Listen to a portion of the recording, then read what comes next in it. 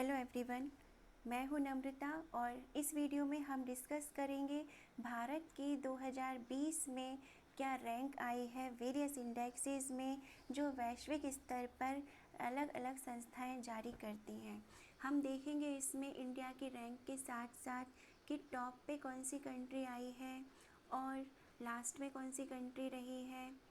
साथ ही साथ हम देखेंगे कि पब्लिश कौन करता है इस रिपोर्ट को या इंडेक्स को, और हम ये भी देखेंगे कि क्या स्टैंडर्ड अपनाए जाते हैं रैंकिंग को डिसाइड करने के लिए, क्या स्टैंडर्ड अपनाए जाते हैं।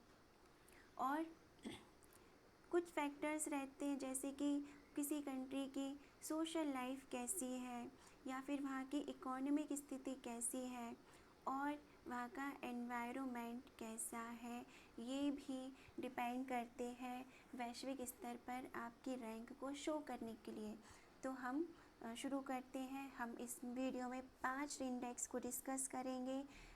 फर्स्ट है हमारा digital quality of life index 2020, यानी कि जीवन में इंटरनेट की गुणवत्ता का स्तर कैसा है किसी भी कंट्री में। तो इसमें टॉप किया है डेनमार्क ने, हमारी रैंक आई है इसमें 57। 85 कंट्रीज़ को इवेल्युएट किया गया, उसमें से डेनमार्क ने टॉप किया है। सेकंड रैंक आई है स्वीडन की और थर्ड रैंक पर है कनाडा। तो सर्फ शार्क लिमिटेड के द्वारा, जो कि एक प्राइवेट वर्जिन आइलैंड पर बेस्ड है, स्थापित है, एक कंपनी है, ये वर्चुअल प्राइवेट नेटवर्क प्रदाता है, यानी कि वीपीएन प्रोवाइडर है। समझ लेते हैं थोड़ा सा कि वीपीएन क्या होता है। देखिए, मान लीजिए एक कंप्यूटर है, ये आपका कंप्यूटर सिस्टम है ना, गंदा बनाया थोड़ा सा, ठीक है। तो ये यहाँ पे इसका कोई आईपी एड्रेस होता होगा। जब भी आप इंटरनेट सर्फ करते हैं तो आपको आईएसपी की ज़रूरत पड़ती है। आपने कोई भी फाइल मांगी है तो आईएसपी क्या करेगा, नेटवर्क में जाके उस फाइल को फैच करके आपको दे देगा। अब इस प्रोसेस में बहुत सारा टाइम या बहुत सारे प्रोटोकॉल्स यूज़ होते हैं, हम उन सबको नहीं पढ़ेंगे, हमें ज़रूरत नहीं है अभी। सिर्फ यहाँ पे वर्चुअल प्राइवेट नेटवर्क यूज़ हुआ है तो हम उसकी टर्म समझने की कोशिश कर रहे हैं। तो आईपी एड्रेस यहाँ पर और भी लोग बैठे, उनको पता चल जाएगा कि आपकी लोकेशन क्या है और फिर आपको सिक्योरिटी आपकी ख़राब हो सकती है। अब वीपीएन से क्या होगा, एक पाइपलाइन टाइप की क्रिएट हो जाती है ना, दिखती नहीं है, जो वर्चुअली क्रिएट होती है। अब आपका डाटा जो है इस पाइप के थ्रू जाएगा तो आपकी इन्फॉर्मेशन लीक होने से बच जाएगी। तो सबसे इम्पॉर्टेंट पॉइंट क्या है, वीपीएन क्या करता है, सिक्योरिटी प्रोवाइड करेगा। तो सिक्योरिटी प्रोवाइड करता है वीपीएन, ये मुख्य बात थी इसकी। चलते आगे। तो 5 पिलर्स हैं, 5 फंडामेंटल पिलर्स हैं जो ये दर्शाते हैं कि क्या इंटरनेट की स्थिति कैसी है किसी कंट्री में। तो affordability, quality, infrastructure, internet government, electronic government या फिर इलेक्ट्रॉनिक सिक्योरिटी, ये 5 बेसिक पिलर्स हैं जो कि आधार है किसका, रैंकिंग डिसाइड करने का। हम देखते हैं हमारे भारत के पर्सपेक्टिव में हम ओवरऑल तो 57 नंबर पे आए हैं, लेकिन हमारे यहाँ एफोर्डेबिलिटी कैसी, 9वें अंक पे है, हम 9th रैंक आई हमारी एफोर्डेबिलिटी में, यानी कि सबके पास क्षमता है, सब लोग इंटरनेट यूज़ कर सकते हैं। जियो ने ये काम बहुत आसान बनाया था। तो एफोर्डेबल तो है, लेकिन क्वालिटी बेसिस पे देखें तो हम सबसे लास्ट में ही कहा जा सकता है, क्योंकि 78 नंबर है 85 कंट्रीज़ में से, तो बहुत डाउन में चले गए हम। क्वालिटी हमारे यहाँ बिल्कुल अच्छी नहीं है, देखते ना गोल घूमता ही रहता है। फिर इंफ्रास्ट्रक्चर पे देखा जाए तो जो इक्विपमेंट्स होते हैं ज़रूरी है ना, ज़रूरत के सामान होते हैं जो इंफ्रास्ट्रक्चर के लिए, तो वो भी नहीं है। जैसे कि टावर है, हम कई बार ट्रेन में होते हैं तो हमारा नेट नहीं चलता है, देखा होगा कई प्लेसेस पे, घरों के अंदर भी लोग बाहर निकल के बात करते हैं, तो इंफ्रास्ट्रक्चर भी अनुकूल नहीं है और एक्टिव यूज़र्स की भी काफ़ी कमी है भारत देश में। तो हमारा अंग इस इंफ्रास्ट्रक्चर में 79 नंबर पे है। फिर सिक्योरिटी पर देखा जाए तो सिक्योरिटी में भी 57 नंबर पे, यानी कि हमारे यहाँ बहुत ज़्यादा इनसिक्योरिटी इलेक्ट्रॉनिक बेसिस पे है ना। फिर अभी भी देखते हैं हम लोग कैश ट्रांजैक्शन पर ही रिलाई करते हैं, कैशलेस पे वर्क नहीं कर रहे हैं क्योंकि सिक्योरिटी इतनी अच्छी नहीं है। फिर 15th पोजीशन आई है हमारी गवर्नमेंट ई गवर्नमेंट में, क्योंकि गवर्नमेंट ने कई सारे इनिशिएटिव चलाए हैं, जैसे डिजिटल इंडिया प्रोग्राम है। तो ये भारत के नागरिकों को डिजिटल वर्ल्ड से या फिर इंटरनेट वर्ल्ड से जोड़ने के लिए एक कदम है, जिसमें ई क्रांति भी इसके अंतर्गत आ जाता है। फिर डिजी लॉकर जो है ये पेपरलेस बनाने का कार्य करेगा गवर्नमेंट को। आप अपने डॉक्यूमेंट्स को डिजिटल रूप में रख सकते हैं नेटवर्क में। फिर भीम एप्लीकेशन पेमेंट बनाया, ऑनलाइन पेमेंट करने के लिए ऐप है, वही डिजिटल इंडिया को प्रमोट कर रहा है ये भी। फिर प्रधानमंत्री ग्रामीण डिजिटल साक्षरता अभियान, तो डिजिटल साक्षरता को बढ़ावा देने के लिए ये अभियान चलाया गया गवर्नमेंट के द्वारा। और भारत नेट प्रोग्राम ग्राम पंचायतों को ऑप्टिकल फाइबर के माध्यम से जोड़ने के लिए ये इनिशिएटिव्स थे। नेक्स्ट इंडेक्स है हमारा ग्लोबल टैलेंट कॉम्पिटिटिव इंडेक्स 2020, यानी कि वैश्विक प्रतिभा प्रतिस्पर्धा सूचकांक, जिसमें स्विट्ज़रलैंड ने टॉप किया है और भारत की रैंक आई है 72वीं। 132 कंट्री में हमारा स्थान है 72वें नंबर पर। तो इससे पहले 2019 की बात करें तो हमारी रैंक उसमें थी 80th रैंक थी, है ना, 80वें स्थान पे था भारत। तो 8 अंकों का जंप किया है, छलांग लगा के 72वें नंबर पे हम आ गए अब। तो इसको पब्लिश कौन करता है, देखिए INSEAD, INSEAD, इसको INSEAD पढ़ेंगे। इसके साथ मिलकर द एडिको ग्रुप और गूगल ने मिलकर इस रैंक को या इंडेक्स को पब्लिश किया है। ये 2013 से पब्लिश किया जा रहा है। जो INSEAD है ये एक बिजनेस स्कूल है, ठीक है, इसकी शाखाएं पूरे विश्व में फैली हुई हैं। तो 2013 से इसको पब्लिश किया जा रहा है। इस बार की इसकी थीम थी global talent in age of artificial intelligence. अब ये क्या मेजर्स अपनाए हैं, कैसे रैंकिंग दी गई है, देखते हैं हम। टैलेंट कितना है, किसी कंट्री में कितना टैलेंट है, उभरता हुआ टैलेंट कितना है, या फिर एबिलिटी कितनी है, किस तरह से वो ग्रो हो रहा है, अपनी ग्रोथ को किस तरह से बढ़ा रहे हैं, वोकेशनल स्किल कैसी है और नॉलेज कैसी, वहाँ की कितना आकर्षण भरा हुआ है किसी कंट्री में, ये सारी चीज़ें देखी गई हैं ग्लोबल टैलेंट कॉम्पिटिटिव इंडेक्स में। हमारा नेक्स्ट है सस्टेनेबल डेवलपमेंट गोल, सतत विकास सूचकांक लक्ष्य। टॉप किया है स्वीडन ने और इसके बाद डेनमार्क है और 117th रैंक हमारी आई है। 166 टोटल कंट्रीज़ में से इवेल्यूएट किया गया है।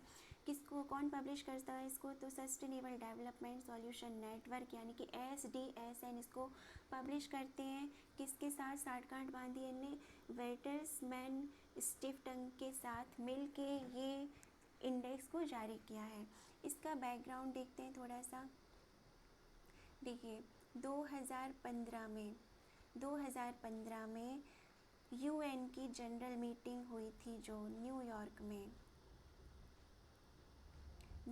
मीटिंग हुई थी 2015 में। उसमें 17 गोल निर्धारित किए गए थे, सस्टेनेबल डेवलपमेंट गोल, और कहा गया था कि अगले 15 वर्षों में हमें यानी कि 2030 तक ये 17 गोल को अचीव करना है।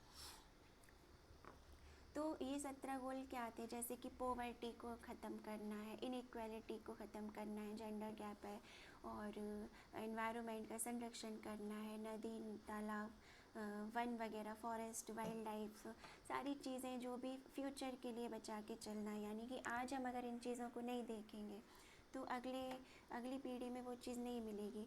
जो हमारे प्राकृतिक संसाधन है आज उनका अंधाधुंध उनका यूज़ हो रहा है ना, उपभोग कर रहे हैं हम लोग। तो कम से कम इस तरह से यूज़ किया जाए कि आज की ज़रूरतों को भी पूरा करा जाए और फ्यूचर के लिए वो चीज़ संजो के रखी जाए ताकि आने वाली पीढ़ी उनके दर्शन कर पाए। तो जैसे हम पेट्रोलियम का इतना दोहन करते हैं, आज बनने में तो इनको कई साल लग जाते हैं लेकिन ख़त्म ही ज़रा में हो जाते हैं। तो हमें क्लीन एनर्जी पे फोकस करना होगा, सोलर एनर्जी पे फोकस करना होगा, कार्बन एमिशन को कम करना है, ये सारे सस्टेनेबल डेवलपमेंट गोल हैं। तो हमें इनको अचीव करने के लिए, तो कौन सी कंट्री इनको अचीव करने के लिए कितना कार्यरत है, कितने प्रयास कर रही है, ये देखा गया। तो इसमें हम इतना प्रयास कर रहे हैं कि हम 2019 से, जो कि जब 15 आई थी, 115वीं रैंक थी, हम 2 अंक नीचे गिर गए हैं। 2017वीं रैंक आई है हमारी इसमें 2020 में, राइट। नेक्स्ट इंडेक्स है हमारा वर्ल्ड प्रेस फ्रीडम इंडेक्स 2020, विश्व प्रेस स्वतंत्रता सूचकांक। तो नॉर्वे ने टॉप किया है इसमें, और फिनलैंड ने सेकंड रैंक फिनलैंड की आई है। इसके बाद हमारी रैंक आई है 180 देशों में से 142वीं रैंक आई है हमारी। कौन जारी करता है इसको? रिपोर्टर्स विदाउट बॉर्डर्स, ठीक है। और हमारी रैंक इसमें गिर गई है। पिछली साल हमारी रैंक थी कितनी, 140 थी, तो 2 रैंक पीछे हम लोग फॉल हो गए हैं। देखिए, रिपोर्टर्स विदाउट बॉर्डर्स जो है ये पेरिस बेस्ड एक NGO है जो ये रिपोर्ट पब्लिश करता है। अब कई देशों में प्रेस को कितनी स्वतंत्रता मिली हुई है, मतलब वहाँ की डेमोक्रेसी कैसी, ये दर्शाता है। कहा जाता है मीडिया को कि ये किसी भी डेमोक्रेटिक कंट्री का चौथा पिलर होता है ना, 4th खंबा होता है।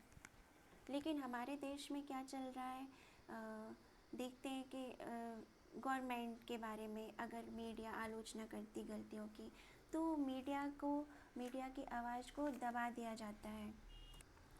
तो इतना प्रेशर बढ़ गया है मीडिया पे गवर्नमेंट का कि आलोचना नहीं कर सकते, आलोचना करते हैं तो उन पे कार्रवाई भी हो जाती है। अभी हमने देखा ना, कंटेम्प्ट ऑफ कोर्ट का केस था प्रशांत भूषण के ऊपर, उन्होंने कुछ कह दिया तो उन पे केस हो गया। देखिए, जो प्रेस को इंडिपेंडेंस मिलती है तो किन किन लोगों को मिलती है? न्यूज़ ऑर्गेनाइजेशन को मिली है, जर्नलिस्ट को मिली है, और नेटिजन्स जो हैं, इसके अंतर्गत ये तीनों आते हैं। नेटिजन्स क्या होता है? Citizens on net, citizens on net, net पे ही तो किया था ना प्रशांत भूषण ने आलोचना, तो ये हाल हुआ है इसका। तो पाकिस्तान की हम देखें तो पाकिस्तान की बात करें तो पाकिस्तान की रैंक इसमें 145 है, और चाइना है 177वें नंबर पर। तो हमें स्वतंत्रता दी जाती है आर्टिकल 19(1)(a) के तहत कि आप बोलो, है ना, प्रेस की स्वतंत्रता इसके अंतर्गत आती है। लेकिन क्या हाल है, हम देख रहे हैं हमारी रैंक डाउन होती ही जा रही है। रिपोर्ट में कहीं पे पेपर में था कि लास्ट ईयर कोई डेथ नहीं हुई है, लेकिन अभी हमने देखा ना, गौरी लंकेश का केस सबको याद होगा ही होगा। और अभी कल ही न्यूज़पेपर में मैंने पढ़ा था कि यूपी में, उत्तर प्रदेश में पिछले 3 महीने में 3 जर्नलिस्ट की हत्या कर दी गई। अब वो क्यों कर दी गई होगी, सब समझ सकते हैं, राइट। तो पैरामीटर्स क्या थे इसके, देखिए किन बेसिस पे रैंक दी गई है। तो किसी कंट्री में मीडिया को कितनी इंडिपेंडेंस दी जाती, कितनी स्वतंत्रता है, प्लूरलिज्म कितना है, मीडिया का एनवायरनमेंट कैसा है, लेजिस्लेटिव फ्रेमवर्क कितने बनाए गए हैं, है ना, जैसे कि क्या विधेयक का कानून है किसी कंट्री में। फिर ट्रांसपेरेंसी कितनी है न्यूज़ में, कितनी सही जानकारियाँ कौन देता है। अब हमारे यहाँ पे अभी कोई भी केस चल रहे होंगे, लेकिन सबसे ज़्यादा क्या दिखाया जा रहा है, अभी सुशांत सिंह का केस दिखाया जा रहा है। उसके अलावा जो भी और भी वैश्विक स्तर पर जो भी चीज़ें हैं वो छुपा लेते हैं।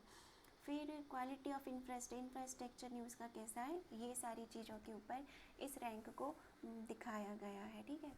फिर लास्ट है हमारा वर्ल्ड हैप्पीनेस रिपोर्ट 2020, वैश्विक खुशहाली रिपोर्ट। तो फिनलैंड ने टॉप किया है।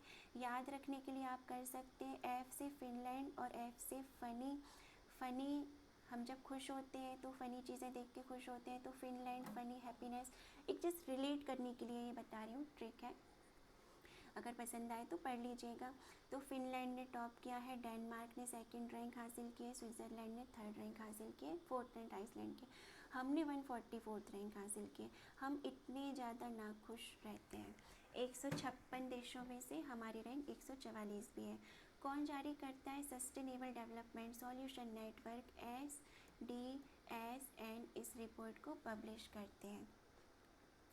फिर क्या बेसिस थे इसकी रैंकिंग के? तो 6 वेरिएबल्स थे, 6 क्वेश्चन आंसर्स थे जो गैलप वर्ल्ड पोल हुआ था, गैलप ने वर्ल्ड पोल कराया था एक, उन्हीं की रिपोर्ट SDSN ने यूज़ कर ली है।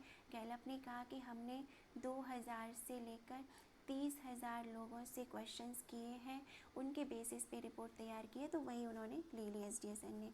तो GDP पर कैपिटा क्या है किसी कंट्री का? तो लोगों से पूछा गया, 2000-3000 लोगों से पूछा गया है, राइट।